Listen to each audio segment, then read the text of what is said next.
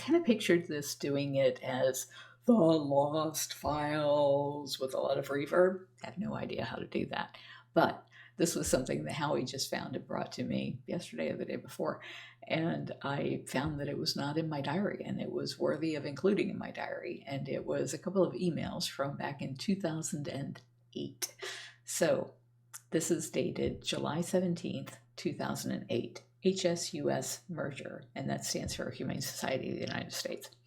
These docs were found as Howie was cleaning out his files in August of 2023. Like I said, a couple days ago. As typical, I'd write something up and Howie would mull it over for days and then would create a draft to run by me before we sent whatever it was. Below is what I wrote to Wayne Pacelle when he was the head of the Humane Society of the United States and gave it to Howie on June 24th, 2008. And below that is Howie's final email to Wayne and Mike on July 17th, 2008. So this was my draft. I have been rolling this thought around since the first QAPC meeting, which stood for the Captive Wild Animal Protection Coalition. I have been rolling this thought around since the first QAPC meeting we attended because that gathering of great minds crystallized the power in joining forces for a common goal. You were way ahead of me, as proven by your mergers of HSUS with the fund and Doris Day, so I don't have to sell you on the concept, only on how merging with Big Cat Rescue would be of mutual benefit. Our 20-year plan is attached, so you can see how our goals mesh with yours in the big scheme of things. Your most recent annual report detailed a few items you could check off your to-do list by helping us reach some of our midway goals. Specifically, you said that you want to open more shelters and you are increasing your reach in the veterinary community.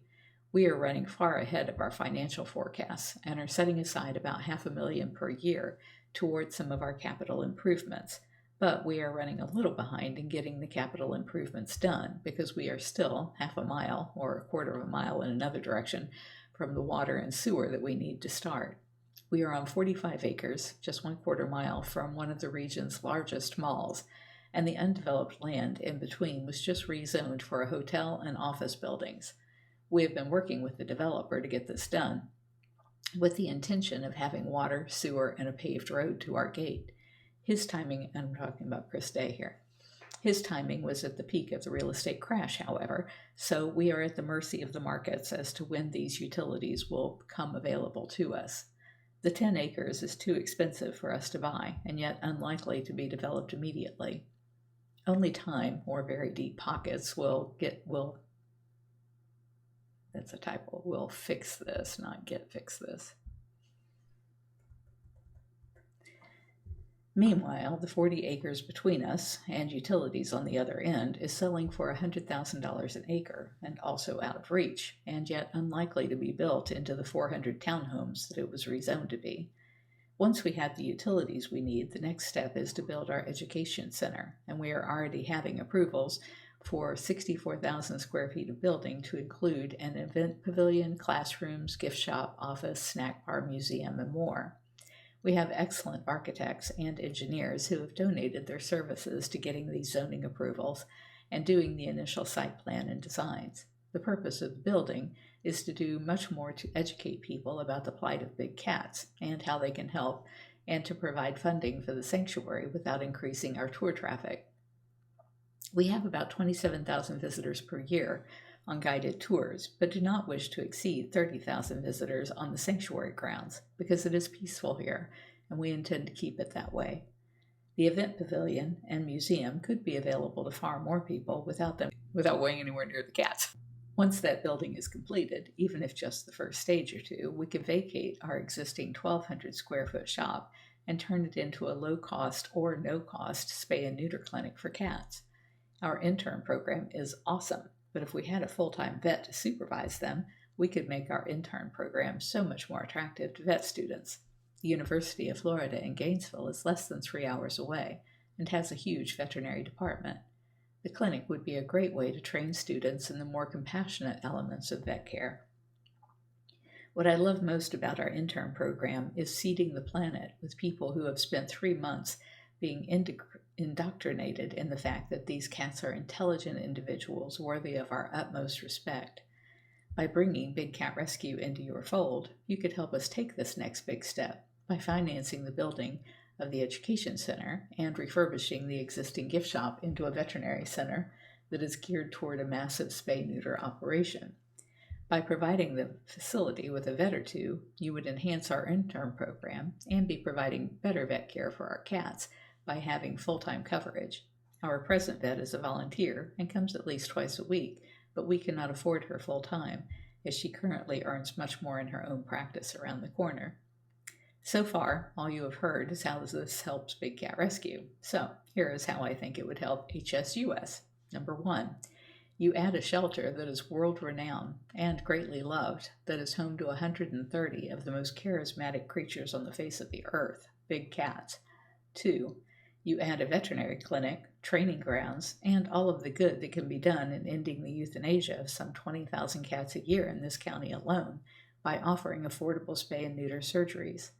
It would only cost you the building, materials, and vets, and our volunteers could provide the rest of the staffing. You could end a lot of the suffering in native wildlife by using our site as a base for one of your Humane Solutions wildlife relocation services. Our volunteer force exceeds 100 people, and this would provide a pool of talent for staffing such an enterprise. 4. You get a base camp for legislative, rescue, and other training sessions with a built-in audience of our volunteers, staff, and animal-loving supporters.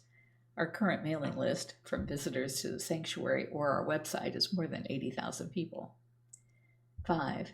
Your help with our museum, which will be devoted to the history of animal exploitation, will be the first in the country and a multimedia experience that brings home how our choices affect the lives of innocent animals. 6. You become associated with a premier wildlife rehabilitation center that has documented success in sending bobcats back to the wild. This feel-good part of what we do is aired on YouTube with astonishing viewer loyalty. It gives your supporters just one more reason to love what you do. 7. Our participation in the International Tiger Coalition and other in situ work to save snow leopards, jaguars, ocelots, leopards, lions, tigers, and others would give you bragging rights to many aspects of protecting the big cats in the wild in a very visible way. I know you contribute to these projects, but I don't think the public is as aware of it as they would be through us. We make a big deal of it to make sure they know. 8. You get all of these benefits at a fraction of what it would cost you to create them from scratch, and our continued participation in keeping the programs funded. I have a personal relationship with all of the cats here and a commitment to see them through to the end of their lives. 9. And if you order now, we'll include, sorry, I just couldn't resist. As with most things, there are pros and cons, and 2 stand out in my mind. 1. Housing big cats is dangerous business and subject to liability. 2. Breeders, dealers, and exotic pet owners hate me and spend an inordinate amount of time trying to discredit me, which could reflect negatively on HSUS. As to the first, we have a great safety record and carry $1 million in coverage. I have a personal reason to ensure we continue to stay safe, no contact, because the state of Florida can demand a cat's head to be cut off and test for rabies in the event of a bite, and these cats are my friends. We have a zero tolerance for breaking the rules and touching cats that results in the offender being blacklisted from the sanctuary. As to the second, you can tell more about a person by who their enemies are than who they count as friends. The vehemence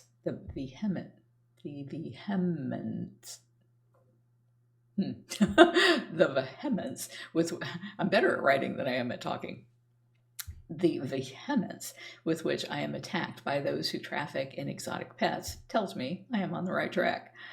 I think stepping down as CEO would help deflect most of the allegations that the press occasionally finds titillating enough to assert, but we have been in the news 462 times, and only 5 or 6 times were the stories negative. Even then, they were only negative as to pertaining to things that we did or were alleged to have done more than 10 years ago. To sum it all up, we would like to join forces with HSUS and have you take on the funding of our expansion and to have you make ending the trade in exotic cats a priority each year until it's done. We will continue to do all that we can to that end as well, and will do all in our power to continue to be self-funding and to be an asset that HSUS is proud to possess. I don't even know how this got through. Spell check. Misspelled all, one L. So what usually happens in my world is I write something and then I turn it over to Howie, and Howie polishes it up before it goes out. So this was Howie's email to Wayne Pacelle, who was the CEO of HSUS at the time, and Mike Markarian, who was his COO, his Chief Operating Officer. And this was dated July 17th, 2008. Subject: crazy thought for you to ponder, ? Carole and I finally got to read your annual report, which, as always, was extremely well done. We got talking about the accelerating rate of success animal advocates are seeing and wondered how much might be due to the consolidation of forces through the mergers you and others have engineered. At my first introduction to this arena 6 years ago when I met Carole, it struck me that the fragmentation of the forces trying to make a difference for animals, the duplication and lack of coordination, and at times the jealousies and conflicts, seemed to seriously limit the prospects for success. As you have brought more of the disparate organizations under your fold, we see those factors disappearing. As we talked about this, a question struck us that we do not have an answer to, even from our perspective, but thought we would toss at you to think about. Would it make sense at some point in the future for Big Cat Rescue to become part of HSUS? It struck me as we talked that there could be significant benefits, both financially and in terms of accomplishing the mission for exotic animals. When I say financial benefits, please understand I don't mean that we need HSUS funding. In the past 5 years, our tour traffic has doubled almost to capacity, and our donation revenue has quintupled. Now, let's understand, these are tiny numbers to you guys who deal with a 9-digit balance sheet, but in each of the last 2 years, our revenue exceeded expenses by over $500,000, and we now have accumulated almost $2 million in funds invested. More significant than those numbers, I think, is that we did that with no development staff and no direct mail to speak of, other than our quarterly newsletter. I spend part of my time on it and am certainly no expert. Carole focuses on the email appeals and taking donations over the internet, and since neither of us are paid, our fundraising costs on the 990 is under 4%. Unknown caller. Carole focuses on the email appeals and taking donations over the internet, and since neither of us are paid, our fundraising cost on the 990 is under 4% of expenses. We have not even gotten to the point where we proactively ask past donors to renew, if you can believe that. One big advantage we have, I think, is that the big cats and their plight really appeals to people. What I wonder is whether 10 times as much could be raised based on our mission and operations and the appeal of the big cats if the fundraising were turned over to your infrastructure and expertise. And I am not sure how to value the extent to which the sanctuary could be a very visible way to demonstrate that HSUS is directly involved with rescuing animals, in addition to what you and we know, but not all donors realize, is the more important role of changing the laws and thinking and behaviors so that animals don't need to be rescued. There is another financial benefit off in the future. Our sanctuary sits on 45 acres that in recent times has sold for $100,000 per acre. Our property is probably not worth that much because the lake is so big, but odds are it's worth at least half that. Just to be clear, the sanctuary land and assets used for operations are not in the $2 million in invested funds mentioned above. There are about 40 acres contiguous to us that were under contract to become townhomes. Those are not going to be built anytime soon in this market. If we solve the problem of big cats needing a sanctuary by changing the laws, at some point the sanctuary is no longer needed. At that point, our land will be a valuable asset to sell. Further, there might be an interesting play if we could purchase the neighboring land. A for-profit entity holding that land for years for investment would get eaten alive with taxes. If we hold it for the use of the sanctuary, there is no cost to carry it. And the combined 80 acres in this almost totally built-out area, close to the expressway as we are, would be a very unique piece of property. On accomplishing the mission, I suspect that the work Carole does and the work that you do in the arena of changing the laws regarding exotic animals is the bulk of what is being done. Using CapWiz software applied only to our donor and visitor database, Carole has generated tens of thousands of emails to legislators since 2003. She has really mastered that medium. But my thought in this area goes beyond just coordinating her efforts with yours. The bigger benefit may come from reallocating our time. Neither Carole nor I require a salary. If we chose, today we could use the positive cash flow of the sanctuary to either hire people to take over part of what we do or outsource significant parts of what we do.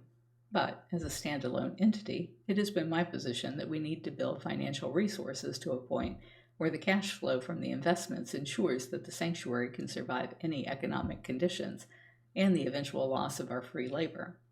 So we work the way we do to keep expenses down to maximize the cash we put aside.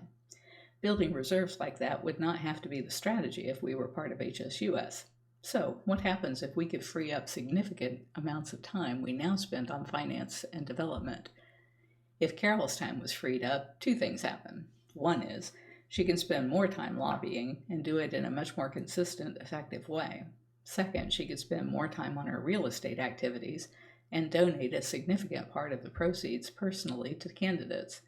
Currently, we live on the modest amount of time she spends on her real estate business. In the 10 to 15% of her time she spends on it, it generates only a little more than we need to cover our living expenses. The modest excess over expenses is what she uses when you call on her to donate to a candidate, and for the other donations she and I make. It has been quite an education for us to see over the last 3 years, since our first Taking Action for Animals conference, the important role of these donations. The current real estate market is ideal for Carole's style of business, i.e. buying distressed properties, but she does not have the time to pursue many of these opportunities. If she did, a significant portion of the additional earnings could be used for donations to candidates. If I had more time, I would like to spend it on helping her in this area. While I am not an attorney, i.e. I never practiced, I do have a law degree, and that provides some basic background. More importantly, we find that if I can get time to go through the material we write about the issues, I can usually find ways to make it clearer and more convincing, with fewer spelling and grammar issues, I might add. We have often talked about freeing me up to work more with her in this area, but as long as I wear so many hats here, CFO, development, real estate, PR, etc., that has not been possible, except in rare cases. Sorry for such a long email at a time when I'm sure you guys are going nuts preparing for the conference. We will totally understand if you have not even read it when we see you. Even if discussing this at some point is of interest, which it may well not be, there is absolutely no urgency about it. Assuming you got this far, we are both looking forward to the conference and to seeing you both, even if only in passing, given how hectic those couple of days are for you. And then, note from the future, from today, Wayne politely declined, but we have continued to work well together in passing the Big Cat Public Safety Act. If you're enjoying my diary, please like, share, and subscribe. You can find other ways to connect to me over at bigcatrescue.org/Carole.Baskin.